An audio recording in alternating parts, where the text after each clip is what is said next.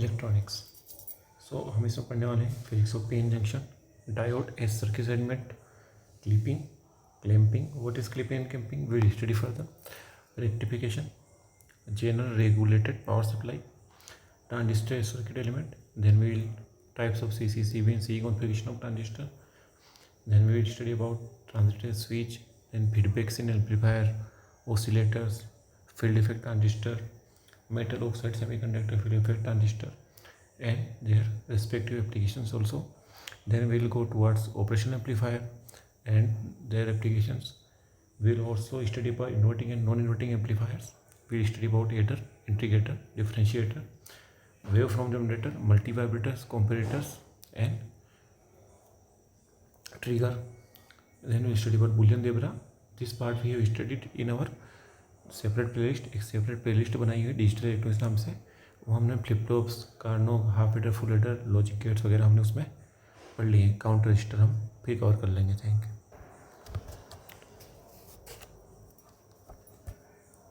Physics of p-n junctions. Now we know what are semiconductors. There are two types, intrinsic and extrinsic semiconductors. And intrinsic क्या, pure semiconductor होते हैं, silicon और germanium वाले। और extrinsic में क्या करते हैं, डोपिंग कर देते हैं, इम्प्योरिटी मिला देते हैं। कितनी इम्प्योरिटी मिलाते हैं? 1 एटम पर मिलियन इन प्योर एटम। हाँ, 1 मिलियन प्योर एटम में 1 इम्प्योरिटी अपन मिलाते हैं।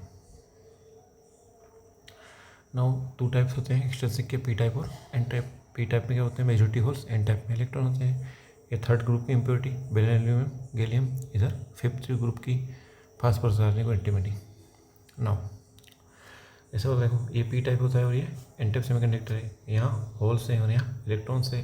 इन दोनों के बीच में क्या है, फर्मी लेवल है।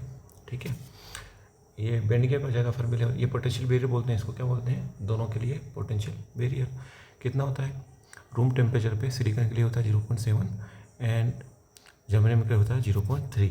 क्या होता है, ये पोटेंशियल बैरियर है ना, याद रखना है। पोटेंशियल बैरियर है 0.7 और 0.3 किसके लिए, जर्मेनियम के लिए। अब देखो आगे, इंटरव्यू में अपने से कुछ 2-3 बातें पूछता है, वो अपने को पता होनी चाहिए कि जर्मेनियम के डिवाइस होते हैं वो क्या होते हैं, ज़्यादा सेंसिटिव होते हैं टेम्परेचर के प्रति, instead of choosing silicon. So we use silicon over germanium so we can control it more. क्यों, ऐसा क्यों कर रहे हैं अपन, क्योंकि हमको क्या चाहिए, जो हमारी जो डिवाइस है उस पर मोर कंट्रोल चाहिए। तो अगर क्या करेंगे अपन, सिलिकॉन चूज़ नहीं करके जर्मेनियम चूज़ करेंगे, तो जर्मेनियम तो सेंसिटिव है, तो जैसे ही टेम्परेचर वेरी करेगा और उसका जो पोटेंशियल बैरियर वगैरह, बैंड गैप वगैरह है, वो जल्दी इफेक्ट हो जाएगा, तो अपना कंट्रोल रहेगा नहीं उस पर। इसलिए अपन चूज़ कैसे करेंगे, सिलिकॉन करेंगे। क्यों, क्योंकि टेम्परेचर से ज़्यादा प्रभावित नहीं होते, it doesn't effected by temperature very much, so we choose silicon और germanium. Remember, okay, what remember, silicon, choose silicon over germanium because it's are less sensitive about temperature variation. Now why it is so, suppose we have silicon, so in silicon carbon, silicon and then germanium. Okay, so silicon is coming first, then germanium is coming. So in silicon, within the shells relatively they are less distance. Okay, because you know 1s2, 2s2, 2p6, 3s2, 3p6, 4s2, 3d10 and onwards, you know how we feel electrons in the shells. So in silicon, shells relatively less distance as compared to germanium, so effect of nucleus on electron. Okay, electron and this is nucleus, they are continuously revolving around the nucleus, we know this. Now more correct form will be, it is in the cloud form, electron will be in cloud form. Okay, rather than revolving around the nucleus, we say. Okay, so what is application here, much more potential review to cross the barrier as compared to germanium. So main बात ये है कि silicon में क्या है, जो relative distance है किसका, जर्मेनियम का और न्यूक्लियस का, सॉरी इलेक्ट्रॉन का और अपने न्यूक्लियस का, वो लेस है। सो क्या होगा इससे, much more, so potential required to cross the barrier as compare to germanium. तो सिलिकॉन में क्या रहेगा, पोटेंशियल बैरियर कम रहेगा, और सिलिकॉन में क्या, जर्मेनियम क्या रहेगा, पोटेंशियल बैरियर सिलिकॉन में ज़्यादा रहेगा, जर्मेनियम क्या रहेगा, कम रहेगा। ओके,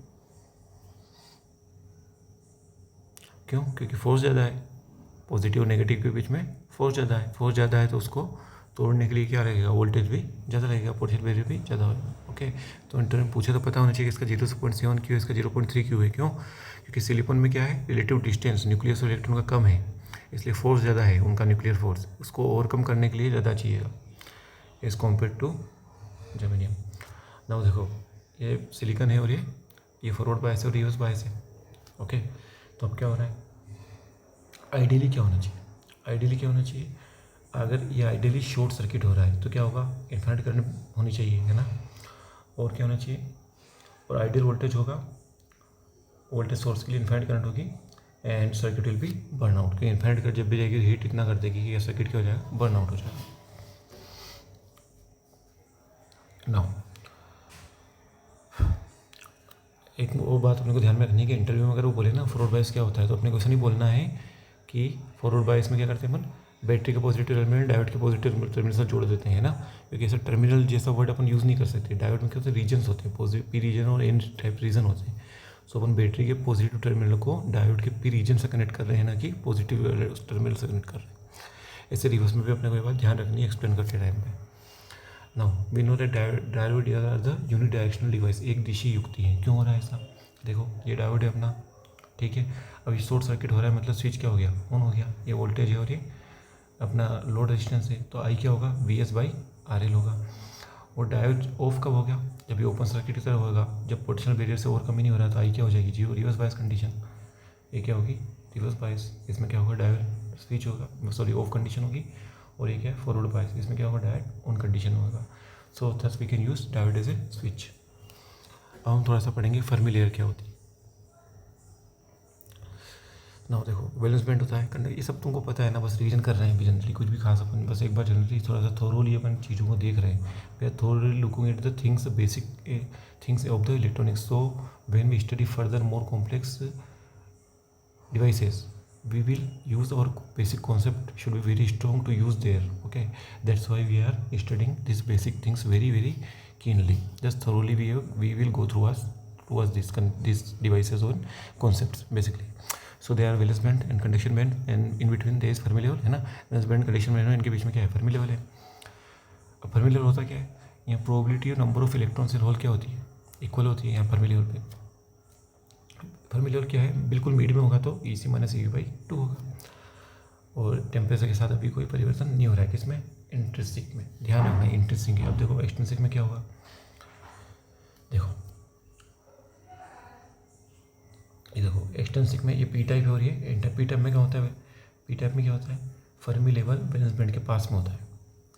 पी टाइप में फर्मी लेवल वैलेंस बैंड के पास में होता है, एन टाइप में फर्मी लेवल कंडक्शन बैंड के पास में होता है, याद रखनी है बात। पी टाइप में क्या होता है, वैलेंस के पास में, और एन टाइप में कंडक्शन के पास में। अब देखो टेम्परेचर बढ़ेगा तो क्या होगा, EF is going away towards valence band, है ना, और यहाँ क्या होगा, टेम्परेचर बढ़ाएंगे तो EF going away towards conduction band, to conduction band, ठीक है, तो ये तो ऊपर जाएगा और ये नीचे आएगा, ठीक है, ये कहाँ जाएगा, ऊपर की तरफ, और ये कहाँ आएगा, नीचे की तरफ। Here there is a trick, अगर याद रखना चाहो तो क्या है कि जो अपना फर्मी एनर्जी बैंड है वो मिड में आने का प्रयास करता है EV और EC के। नाउ पी टाइप के एक्सेप्टर है, एक्सेप्टर में क्या होगा, मेजॉरिटी चार्ज के जैसे क्या होंगे, होल्स होंगे। सो ये fill goes towards valence band when doping increase. So doping increase करेंगे तो ये इंक्रीज होंगे, मीन्स होल्स इंक्रीज होंगे। सो ये fill goes towards the valence band. N type में क्या होता है, डोनर होता है, so EF goes towards conduction band when doping. So diode का अगर अपन पूरा एक लाइन में समर करें तो क्या होता है, समराइज करें तो डायोड क्या यूनिडायरेक्शनल है और नॉन लीनियर डिवाइस है। क्यों, क्योंकि IV ग्राफ क्या होते हैं, लीनियर नहीं आते यहाँ पे, है ना, V is not directly proportional to I। अब थोड़ी सी शॉर्टली इक्वेशन पढ़ लेते हैं अपन, I = IS e⁻⁴ VD/1, ठीक है। सो ऐसा यूनिडायरेक्शनल नहीं है, ऐसा लीनियर नहीं आता, नो लीनियर शो होता है थोड़ा सा। ये किसका है बताओ, पोटेंशियल बैरियर किसका था, सिलिकॉन का, जर्मेनियम का 0.3 था। ऐसा कोई सर्किट है अपना जहाँ डायोड लगा हुआ है, तो ये अपनी कंडीशन अपने को ध्यान रखनी है। नाउ अब क्या करेंगे हम, डायोड सर्किट के रूप में, तो अपने को पता है ये फॉरवर्ड बायस और ये रिवर्स बायस, ठीक है। अब देखो यहाँ पे न्यू वोल्टेज क्या है कि हम यहाँ से चल रहे हैं और वोल्टेज की इंक्रीज के साथ करंट में कोई इंक्रीज नहीं हो रही है, पर एक थोड़ा सा वोल्टेज एक सर्टेन मान के बाद हमको एकदम से करंट ऑब्जर्व होती है, उस वोल्टेज को बोलते हैं नी वोल्टेज। ठीक है, अब देखना है इसका अपन स्लोप निकाल क्या आएगा, क्या आएगा स्लोप इसका, बताओ। Del I upon del V, अगर अपन इन्वर्स करें del V upon del Y आ जाएगा यहाँ से। अब देखो यहाँ पे ये रहा फॉरवर्ड में, इसको फॉरवर्ड रेजिस्टेंस बोलते हैं, तो क्या है 1 बाई स्लोप है। अब देखो ये 1 बाई स्लोप क्या फ्यू ओम्स है, कितना है सर्टेन ओम्स से आता है, मतलब ये ज़्यादा नहीं होगा, फ्यू ओम्स में होगा। और जब टेम्परेचर बढ़ाएंगे तो क्या होगा, नी वोल्टेज लोअर साइड की तरफ खिसक जाएगा। ये नी वोल्टेज कहाँ खिसक गया, यहाँ पे खिसक गया। ठीक है, ये अपना कौन सी फॉरवर्ड बायस कंडीशन है। दो चीज़ याद रखनी है, क्या कि जो अपना आर एफ है वो फ्यू ओम्स में होगा, और नी वोल्टेज टेम्परेचर के साथ मतलब कम की तरफ खिसक जाएगा, है ना। It will go towards less value when we increase the temperature. Okay, now here क्या है, देखो अभी तक रिवर्स बायस में ये अपना वाइट वाला, तो क्या हो रहा है, एक सर्टेन वोल्टेज के बाद करंट में एकदम से इंक्रीज हो रहा है। ठीक है, तो स्लोप क्या हो जाएगी यहाँ पे जीरो, क्यों, क्योंकि एकदम से बिल्कुल लीनियर लाइन बन गई, और लीनियर सीधी रेखा का लीनियर जो अपनी स्ट्रेट लाइन है उसका स्लोप कितना होता है, जीरो होता है, और 1/0 कितना होता है, इनफाइनाइट होता है। ठीक है, तो कितना है माइक्रो एम्पेयर की करंट अपने को यहाँ पे मिलेगी, और रेजिस्टेंस कितना होगा, माइक्रो एम्पेयर का हो जाएगा, यहाँ मिली एम्पेयर मिली ओम का रहेगा। ठीक है, अब टेम्परेचर के साथ क्या हो रहा है, जब टेम्परेचर इंक्रीज कर रहे हैं तो ये भी लेस की तरफ खिसक रहा है। So breakdown voltage V B decreases with the increase of temperature.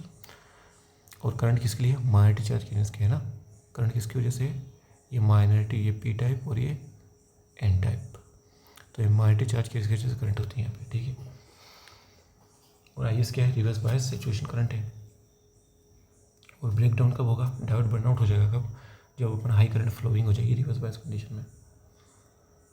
एक पीक इनवर्स वोल्टेज होता है ना, कि वो मैक्सिमम वोल्टेज जहाँ तक जो अपना डिवाइस है, जो अपना डायोड है वो सस्टेन करेगा, उसके बाद वो बर्न आउट हो जाएगा, वो मैक्सिमम वोल्टेज कहलाता है peak inverse voltage in reverse bias condition, obviously inverse refers to the reverse bias condition. अब देखो जर्मेनियम सिलिकॉन का भी याद रखना है अपने को, जर्मेनियम का कितना होता है, ये ना, ये अलग है ना, इन्नी वोल्टेज है। अभी क्या पढ़ा था अपने उससे पहले, breakdown voltage, potential barrier था 0.7 और जर्मेनियम का था 0.3। और यहाँ पर देखो जर्मेनियम का नी वोल्टेज कितना है 0.7 और सिलिकॉन का 1.1। एक बार क्रॉस चेक कर लेंगे अपन, तो यही है ना। और ध्यान रखना ऐसे वो देगा तो जर्मेनियम का कम है, सिलिकॉन का ज़्यादा है, ये ग्राफ में अलग अलग है ना।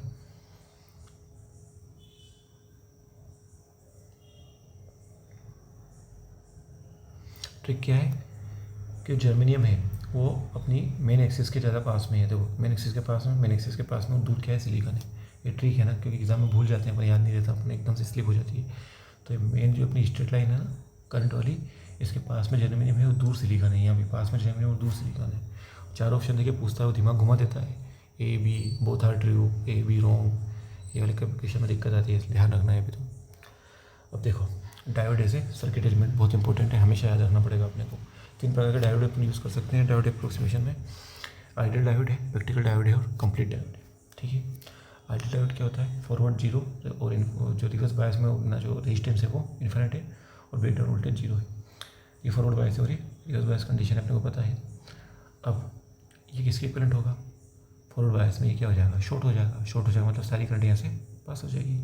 जब सारी करंट यहाँ से पास हो जाएगी तो क्या होगा, आई एफ ये आ जाएगा, और आई एफ क्या होगा, ये वी एस और ये आर, तो आई एफ बराबर वी एस बाई आर, ये आई एस आ जाएगा।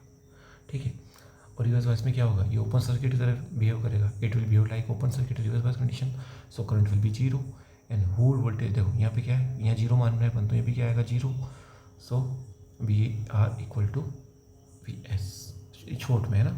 ओपन में क्या होगा, वी डी, डायोड का वोल्टेज कितना आ जाएगा इसके को, क्योंकि यहाँ तो जीरो है, तो सारा यहाँ पे क्या हो जाएगा, पैरेलल कंडीशन में यहाँ पे सारा आ जाएगा। ठीक है, रिवर्स बायस में याद रखना है।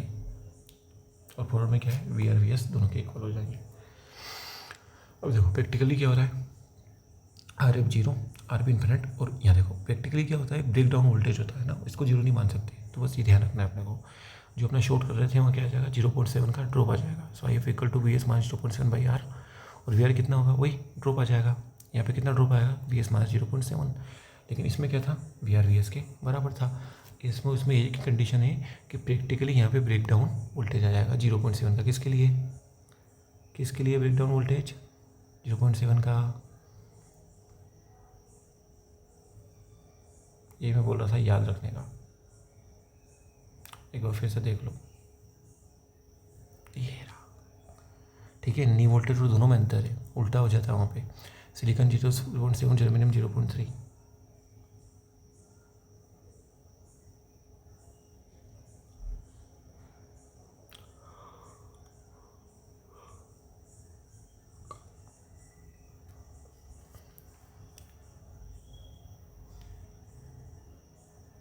और यहाँ पे जर्मेनियम 0.7 हो जाएगा नी वोल्टेज में। चलो ठीक है, तो 0.7 किसका है? सिलिकॉन का। ब्रेक डाउन वोल्टेज है क्योंकि, नहीं पता होना चाहिए। 0.3 होता तो जर्मेनियम कौन सा ब्रेक डाउन वाला, नहीं देता तो उल्टा हो जाता, मतलब उल्टा क्या 1 पॉइंट पहुँच जाता हो। तो चलो ठीक है, आपको समझ में आ गया है। So I have this, V S this. और ओपन सर्किट में क्या होगा? ओपन तो रहेगा लेकिन ये 0.7 का यहाँ पे आ जाएगा। तो रिवर्स बायस का डायग्राम ये सब बनेगा किसमें? प्रैक्टिकली 0.7 के बाद में ये 0.7 वोल्ट है।